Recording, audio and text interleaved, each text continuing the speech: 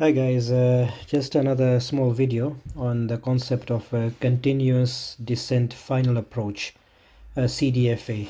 So what we're going to do, we're going to first of all investigate this RNAV GNSS chart for the runway 14 in Lilongwe, Malawi, and based on this we're going to describe how we can program a continuous descent final approach profile on the Q400 FMS.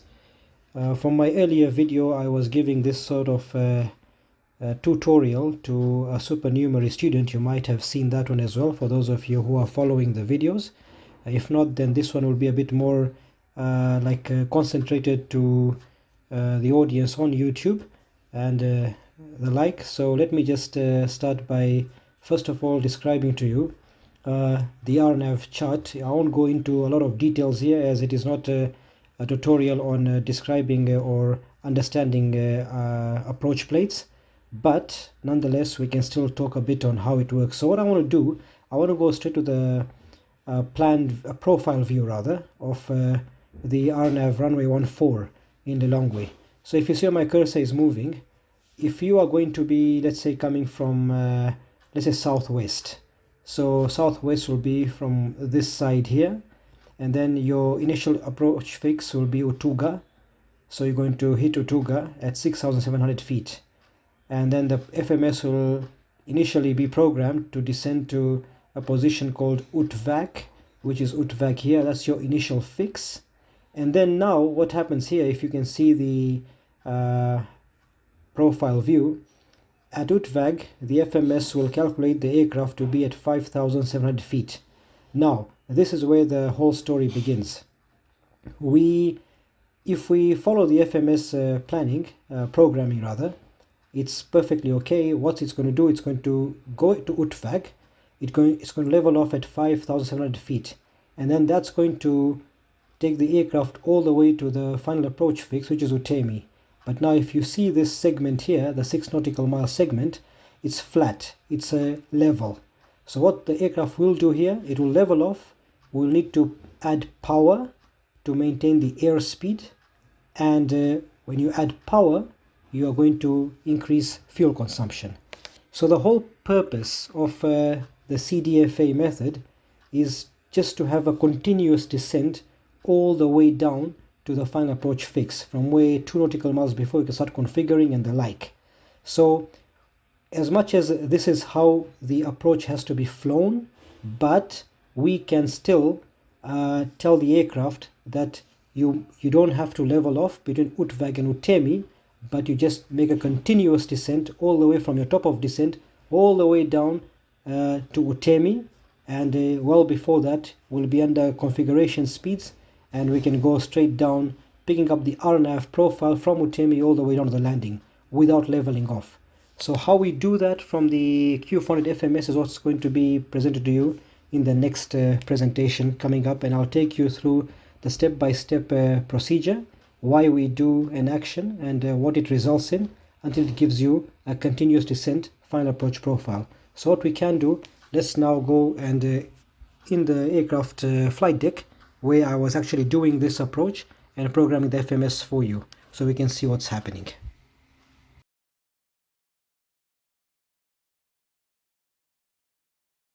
Okay, so what you see on the screen is part of the flight plan pages. We were doing a flight from Lusaka all the way into Lilongwe, and we want to program the aircraft to execute a continuous descent excuse me, final approach into Lilongwe. So how do we do that? What I'm going to do, I'll be pausing as we go along just to tell you why I'm pressing each button on the FMS. So the first thing is that we're going to press DTO. So DTO tells us where we want to go. So in programming a continuous descent final approach procedure, you must always DTO direct to the final approach fix. In this case, if you look at the chart, it is Utemi. So I'm going to select number 9, and I'll explain to you why I'm doing this. So it will be Utemi, that's the first thing. So now, having done that and you press enter, what you've done, you've told the aircraft from where we are, we want to go to the final approach fix. So the aircraft can start calculating its distance and its vertical profile from where you are to the final approach fix. So the first thing you do is you give it a lateral direction, which is DTO. The next thing you'll do, you're going to go to VNav, and then you're going to select VPath. And VPath will give you the rate of descent. So we can program, let's say 1,500 feet per minute, and we press enter. Now, when you've done that, you're telling the aircraft that from where we are, we want to go to Utemi laterally, and we want to descend to Utemi vertically at 1,500 feet per minute. So now the FMS will calculate backwards to give you what you call a 3-degree profile. If you can see on the FMS here, okay, it's giving you a negative 3.2 degrees, meaning 3 degrees down from where you are to Utemi. But remember, we're not going to Utemi directly. We want to follow the full published approach. So the next thing you're going to do now, you're going to go to DTO again, and this time you're going to go to the waypoint you're going to. And we were going to a waypoint called Nesak. If you look at the flight planning and the upper airway charts for this region, Nesak is one of the waypoints. So we were going to a point called Nesak. So you are now telling the aircraft, thank you for programming me from where I am to Utemi using a 3-degree profile. Now let's go back to where we were going, so that the vertical profile which you've calculated from where you are to Utemi is already stored in the FMS. Now you can give it another lateral direction to follow your airway so that you don't deviate from your airway.